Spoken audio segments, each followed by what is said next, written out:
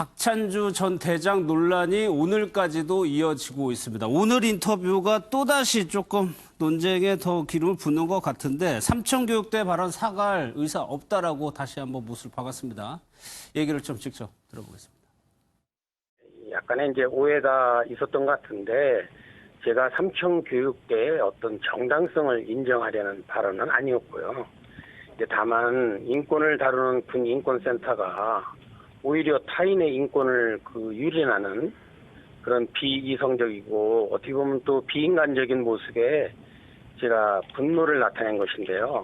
사과할 일은 아니라고 생각이 되고 또 군인권센터에 계신 모든 분들이 정말 자신을 되돌아보는 그런 기회를 가졌으면 좋겠다는 생각을 갖고 있습니다. 네, 저분은 아직 대중이 무엇을 요구하고 대중이 무엇을 싫어하고를 잘 모르시는 분이구나라는 생각이 들었고요. 아마추어적이다라는 생각이 들었습니다. 네. 병법을 공부하신 분인데 적과의 싸움에서 저 정도면은 저분이 퇴역하시길 다행이다. 남은 여생을 좀 자숙하면서 기도를 통해서 본인이 좀 반성해야.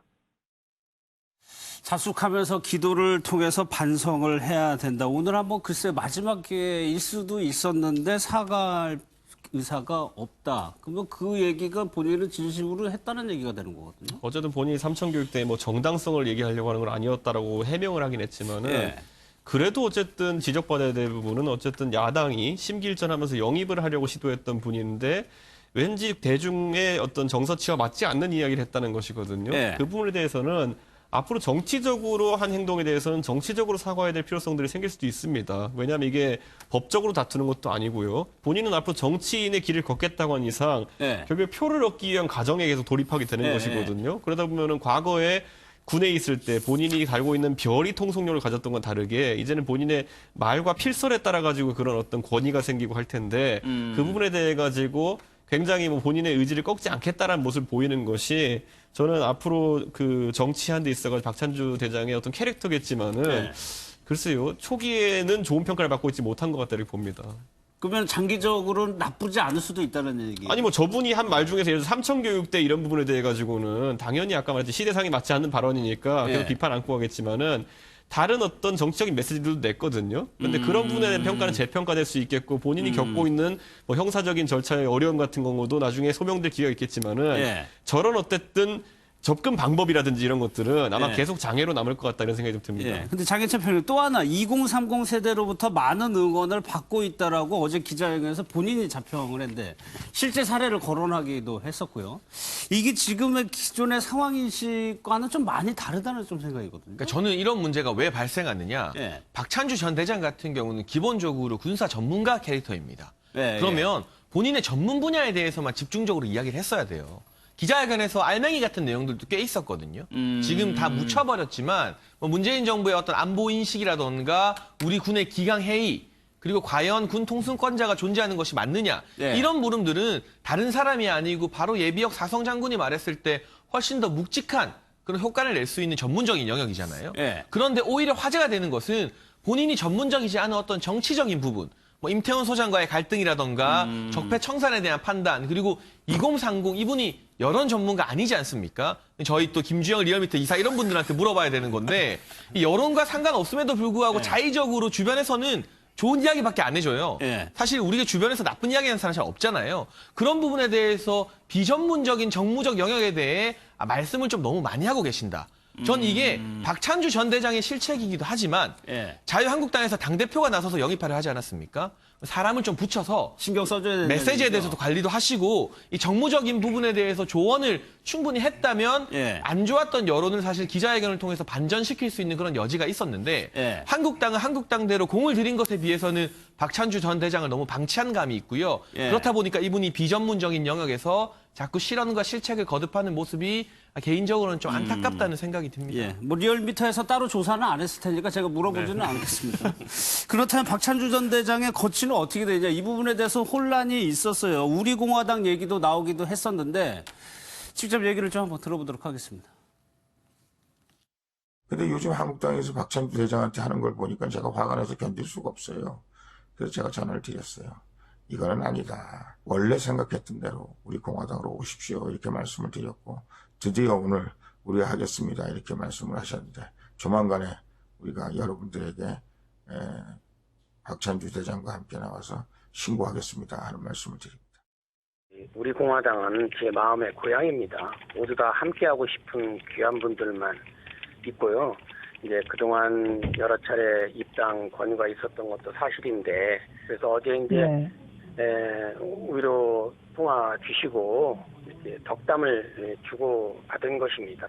관심을 가져주시는 것은 정말 참 감사한 일인데, 제 뜻을 펼치기 위해서는 이번 총선에서는 자유한국당에 입당해서 역할을 하겠다는 게 제 생각입니다.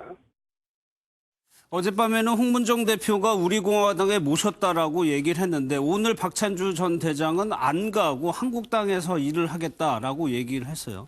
상대당 얘기긴 하지만 지금 혼선이 좀 빚어지는 상황이거든요.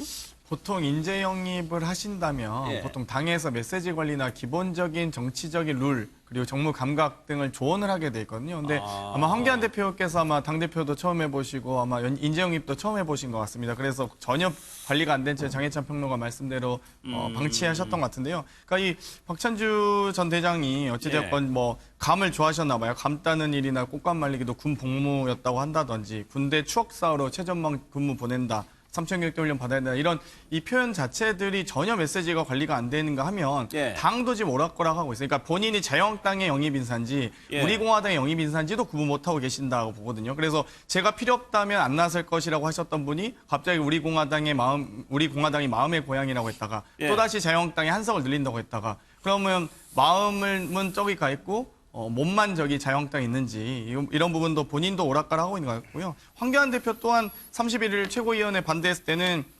박찬주 장군은 정말 귀한 분이라 했다가 또 국민이 어제 같은 경우는 국민이 우려하는 부분 잘 살피겠다 했다가요. 또 오늘 같은 경우는 또 국민의 관점에 잘 살피겠다. 자꾸 이 말씀이 오락가락하고 있어서 정말 좀 더 진중하게 이 인재 영입이 과정이 정말 이루어졌으면 좋겠습니다. 황교안 대표가 발로 뛰어서 영입한 인재이기 때문에 황 대표하고 연관이 될 수밖에 없는 문제입니다. 황 대표의 말을 보면은 배제라고 하면서 깜짝 놀라면서 기자들에게 정말 귀한 분이라고 얘기를 했었죠. 그러다가 오늘 얘기를 보면 국민의 관점에서 판단해야 할 것 같다. 이 얘기는 어떻게 해석을 해야 되는 거예요? 여전히 그냥 보류입니까? 아니면 철회를 시킨다는 얘기예요? 뺀다는 얘기입니다, 저거는. 액면가 그대로 받아들이면 되고요. 실제로 뺀다는 이야기고 박찬주 대장에게는 어떻게 설득할까 이걸 아마 고민하고 있는 단계가 아닐까. 왜냐하면 지금 그 반대 의견이 지난번에 최고위원회에서 어쨌든 영입 보류를 시켰다는 얘기도 나오고요. 그다음에 언급하는 인사 신상진 의원도 그렇고 김세현 의원도 그렇고 굉장히 강한 반대에 이제 붙였습니다. 일반적으로 생각하기에 지역구 한석 정도의 인사로 영입되었다고 한다면은 사실 대부분의 여론이 그래도 가서 본인의 의지대로 싸우게 해주자가 보통 여론이 나오거든요. 어느 정도 논란이 있는 인사라도요. 근데 이번에 문제가 된 거는 당의 얼굴처럼 이렇게 영입이 되어버렸습니다. 영입이 되는 것처럼 돼버렸습니다. 그래서 꽃가마 태우고 모시는 인재로서 격상되었었기 때문에 저는 그 부분에 대한 부담을 지금 현역 의원들이 상당히 느끼고 있다.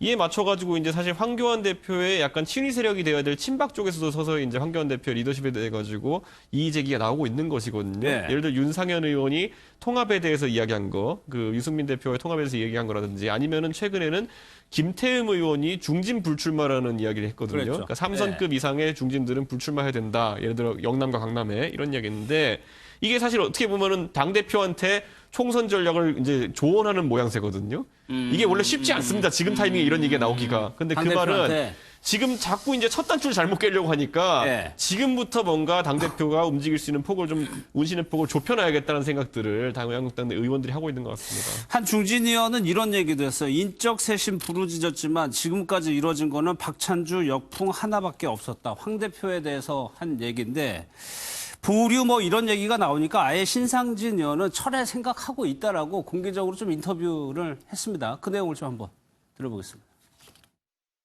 박찬주 전 대장의 그 영입은 완전히 배제가 결국 국민의 관점에서 판단을 해야 될 것 같습니다. 그런 정도로 말씀드리겠습니다. 3차 교육에 관련해서 나중에 얘기하겠다라고 하셨는데 그거에 대한 좀 입장을 좀 들어주세요. 지금 말씀드린 것처럼 이 문제에 관한 판단은 국민의 관점에서 판단할 수밖에 없다. 그런 생각을 합니다. 황 대표도 어느 정도 조금 상처를 입을 수밖에, 리더십에 상처를 입을 수밖에 없는데, 조대진 변호사, 원래 인재를 영입한다는 거는 본인들의 색깔을 강화시키는 분도 필요하지만 보완해 줄 수 있는 사람이 들어오는 경우도 신선하다고 할 수가 있는 거죠. 그렇죠. 보완해 줄 수 있는 사람이 들어와야 되고, 그 보완을 통해서 어떻게 보면 당이 쇄신의 길로 들어설 수 있도록 그 촉매제 역할을 해줄 수 있는 사람이 들어오면 그게 성공이라고 보여지는데요. 사실상 박찬주 대장 같은 경우에는 이런 보완의 성격보다는 오히려 비판의 그 여지를 더 남겨둘 수 있는 그런 인사였거든요. 예. 그리고 이 인사에 대해서도 이제 황교안 대표가 뭐 주도적으로 지금 뭐 이끌고 있었지만 지금 명확하게 지금 철회한다는 얘기도 또 하지도 않고 있어요. 예. 그러니까 이런 부분으로 봤을 때는 실패한 인사인 것 같다는 생각이 들고요. 또 이제 국민의 입장에서 볼 때도 국민의 입장과 눈높이에 맞는 사람을 이제 선택하고 영입을 하는 게 맞지 않나 그런 생각을 들어봅니다. 저는 근데 이번에 총선 전략에 있어가지고 개별 인사 영입보다도 황교안 대표가 노출한 문제점 뭐냐면은 계속 오른쪽을 바라보고 있다는 것을 선명하게 드러냈습니다. 이번에 영입 인사들의 면면을 보면은 이념 전쟁에 선봉에 서셨던 분들이거나 아니면 실제로 본인들이 적폐청산 과정에서 피해를 입었다고 주장하시는 분들이거든요. 이거는 과거의 대부분의 상황 선거에서 자유한국당 또는 그 전신이었던 새누리당이나 한나라당이 우선 오른쪽에는 무한한 자신감을 갖고 있기 때문에 자꾸 왼쪽을 바라봤던 것과 달리 그렇죠. 지금은 자유한국당이 오른쪽에 대한 또는 황교안 대표 오른쪽에 대한 자신감이 없다는 것을 나타내는 것이거든요. 지금 우리가 대중적으로 봤을 때는 자유한국당 오른쪽에 크게 큰 세력이 있지 않아요. 기껏해야 우리공화당 정도의 세력이 있는 것인데 그것이 부담스러워가지고 계속 이런 이념적 성향이나 아니면 오른쪽 성향을 강화하는 방식으로 인재 영입을 했다라는 것은 많은 사람들이 보기에 이거 중도 전쟁을 치러야지 나중에 가가지고 51% 득표를 해가지고 총선을 이길 수 있는 것인데 그쪽에 대해서 관심을 안 쓰는 것 같다. 이런 느낌을 주기 때문에 지금 현역 의원들, 특히 수도권 의원 중심으로 강한 반발이 일어날 수밖에 없는 것이죠. 아니, 그런 맥락에서 제가 생각이 난 게 이준석 최고가 이제 비대위원으로 들어왔을 때 청년들을 대거 손수조 뭐도 그렇고. 그런데 이번에 총선기획단에서는 아예 청년들이 아예 안 보이더라고요. 그러니까 제가 지적하고 싶은 게 결국은 그 당시 박근혜 비대위원장 같은 경우에는 오른쪽에서 무한한 자신감이 있던 분이에요. 물론 정당으로서는 그 오른쪽 끝에 자유선진당이라든지 다른 정당들이 있었지만은 거기에 대한 불안감보다는 무조건 이기려면은 중원으로 가야 된다는 생각이 있었던 것이거든요. 그러다 보니까 뭐 김종인, 이상돈 비대위원 그리고 저까지 영입하고 좌클릭이라는 단어를 써가면서까지 그런 행보를 강화했던 것이거든요. 근데 지금 황교안 대표 취임 이후에 나왔던 민부론이라든지 이런 걸 봐도 민부론은 박근혜 정부 시절의 경제정책보다 상당히 오른쪽으로 가 있는 정책입니다. 그렇기 때문에 지금 방위 감각에 있어가지고 수도권 의원들은 신뢰할 수 없는 부분이 있다는 겁니다.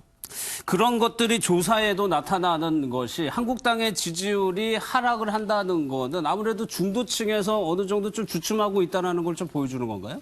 네, 자유한국당 같은 경우는 10월 5주차 주간 집계가 전 주간 집계 대비 0.6%포인트 하락한 31.6%입니다. 아까 앵커님께서 말씀하셨듯이 뭐 중도층뿐만 아니라 보수층을 제외하고 모든 지역과 계층에서 하락했거든요. 조국 정국 이후 10월 11일 최고점을 찍은 후에 3주 연속 하락세를 나오는 결과가 보이는데요. 이렇게 논란이 있을 때, 뭐 표창장 논란이라든가 박 전 대장 논란, 그리고 문 대통령 풍자 영상 논란이 있을 때마다 1% 또는 1% 내외로 일간 단위로 빠지는 그런 결과가 있었습니다. 중원을 잡으러 가야 될 텐데 아직까지도 좀 기반을 다지고 있다. 그에 반해서 더불어민주당의 선거기획단, 참 장경태 위원장 본인한테 여쭤보기 좀 그렇지만 장제원 의원이 굉장히 섬뜩하다는 표현을 쓰면서 좀 칭찬하는 듯한 모습이었거든요. 그러니까 방금 전에 이제 이준석 최고도 이 얘기했지만 2012년도에 당시 이제 새누리당의 비대위 같은 경우는 뭐 김종인 저희 당으로 따지면 대표, 김종인 비대위원, 이준석 비대위원 이렇게 외연을 확장하는 부채꼴 형식으로 이루어지거든요.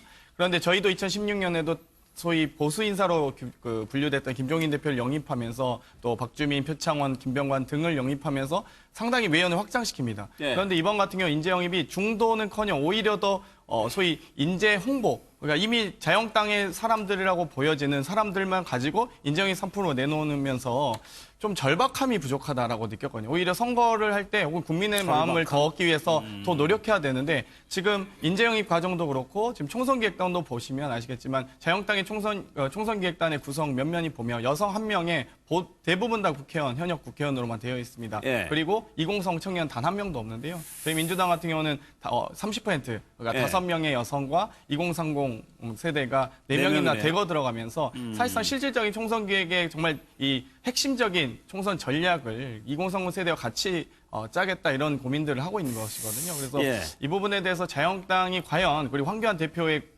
만약 총선 구상이 집토끼만 가지고 선거를 해보겠다라고 예. 한다면 아마 필패가 아니겠습니까? 저는 근데 여기서 참 기억나는 것이 이제 그 선거를 할 때 선거 전략에 달통하신 분이 저한테 한번 얘기해 준 게 예. 총선을 앞두고는 자유한국당 또는 새누리당에 150석 전략도 있고 120석 전략도 있다 이렇게 얘기하시더라고요. 지난 총선을 앞두고. 그러니까 150석을 얻기 위해서 하는 선거와 120석을 얻기 위해서 하는 선거는 다르다. 무조건 다다익선이라 생각할 수 있지만은 보통 150선거기라는 거는 결국 네. 다수당이 되기 위한 선거 목표고 120석을 위한 선거라는 것은 그 선거를 지휘하는 사람이 당내 장악력을 높이기 위한 선거를 한다라는 이야기를 해줬어요. 근데 지금 황교안 대표 입장에서도 저는 혹시라도 만약에 120석 전략이라고 한다면 이해될 수 있는 부분이 있습니다. 왜냐하면은 이번에 박찬주 대장 같은 경우는 애초에 논란이 있는 인물이었거든요. 네. 그런데 이 인물을 영입하게 되면은 어떤 효과가 있냐면은 박찬주 대장이 만약에 진짜 국회의원이 당선이 된다면은 이분은 어쨌든 본인에게 재기의 기회를 마련해 준 것이 황교안 대표 아니겠습니까? 예. 상당히 그렇게 당선된 인사들에 대한 장악력은 있네요. 높아집니다. 예, 예. 제가 놀랐던 게 예전에 이정현 대표께서 당대표 선거 나오셔가지고 연설하시면 하신 말씀이 뭐냐면은 내가 왜 친박이 됐느냐? 어? 예전에 호남 출신으로 당에서 부대변인하고 이러면서 진짜 당직자로서 있는 나를 본인의 직접 표현입니다. 쓰레기통에서 꺼내가지고 나를 이렇게 만들어주신 분이 박 대통령이다 이랬어요. 그러니까 그 뒤로부터는 많은 사람들이 그래서 저분이 친박 행보를 강화하셨구나 이런 생각하는 것처럼 황교안 대표 입장에서는 본인의 강한 우군을 많이 만드는 것이 지금 본인의 정치 행보의 중간 단계에서 좋은 것인지 아니면 말 그대로 150석 승리 선거를 치르는 것이 좋은 것인지 이런 거에 대한 고민들도 작용하고 있을 것이다 이렇게 봅니다. 제가 이 이야기 듣고 꼭 지적하고 싶은 게 그 120석 전략 택하면요. 120석도 절대로 못 건집니다. 우리가 그걸 지난 총선에서 새누리당 선거를 보면서 경험을 해봤어요. 예. 그때 사실 새누리당 뭐 180석 개헌 저시선 돌파하는 거 아니냐 이야기 나왔었는데 예. 이한구 공천위원장 필두로해서 우린 비박될 필요 없고 친박과 함께 간다. 150석만 친박으로 꽉 채우겠다. 이런 전략으로 서울의 험지에서 정말 열심히 활동하던 고 정두원 의원이나 그리고 김용태 의원, 김성태 의원 이런 예, 분들 막 예. 흔들었었거든요. 살생부다 뭐다. 오죽하면 김무성 전 대표가 옥새를 들고 부산으로 가겠습니까?